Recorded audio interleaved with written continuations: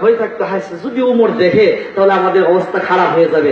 একদিন দুইটা লোক মদ খাবে, আলী মুখটা খুলছে, খুইলে আলী খাবে, এই মুহূর্তে একজন করতেছে আইতাছে উমর, উমর আয়ে। তখন এই কথা বলার পর সাথে সাথে মদের বোতলে নিজেই আছে বন্ধ করে ফেলছে।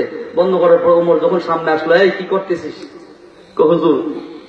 তখন এরা এক অপরকে বলতেছে, এই তওবা কর, আল্লাহর কাছে তওবা কর।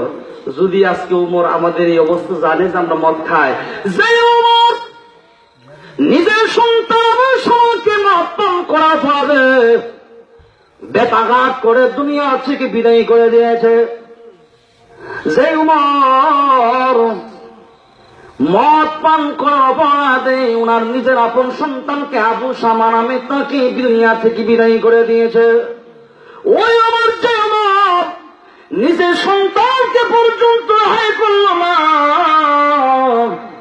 তাড়াতাড়ি তওবা কর, না হয় তোমার হাত থেকে আজকে আমরা বাঁচতে পারবো না।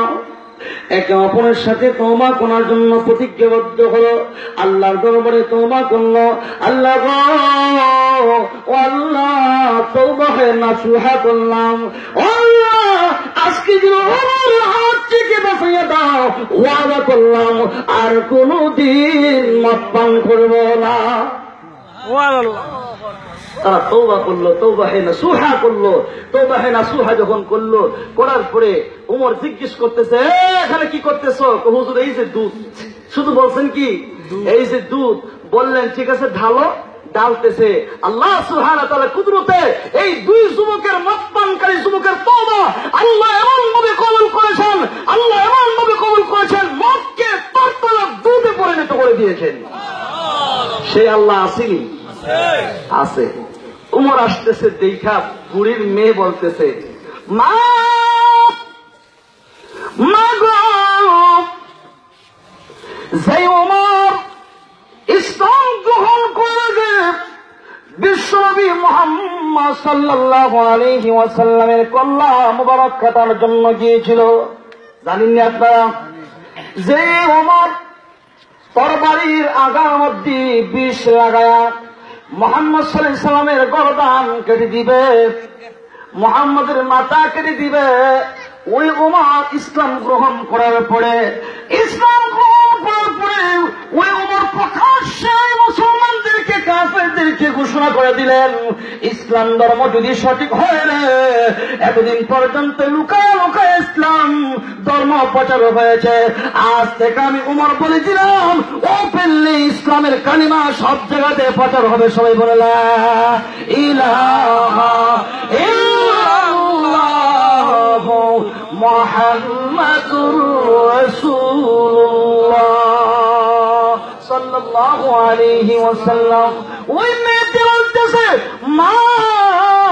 মা গো, তুমি যে প্রতিদিন রাস্তার মধ্যে মুহাম্মদ সাল্লাল্লাহু আলাইহি সাল্লামের রাস্তার মধ্যে কাটা দাও গো মা, নবীজি একা আসে নাই গো মা, উমরকে নিয়ে এসেছে, আবু বকর সিদ্দিককে নিয়ে এসেছে।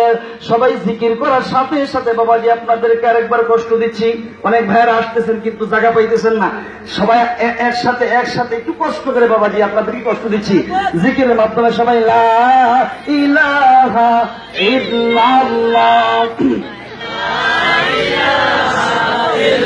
মাশাআল্লাহ, আল্লাহ আপনি রহমত নাযিল করেন এলাকার উপর। ইল্লাল্লাহ, লা ইলাহা ইল্লাল্লাহ, লা ইলাহা ইল্লাল্লাহ, লা ইলাহা ইল্লাল্লাহ,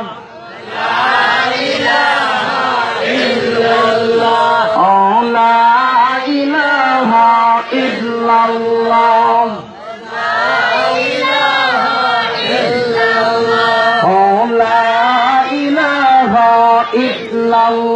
ইল্লাল্লাহ মুহাম্মাদুর রাসূলুল্লাহ সাল্লাল্লাহু আলাইহি ওয়াসাল্লাম।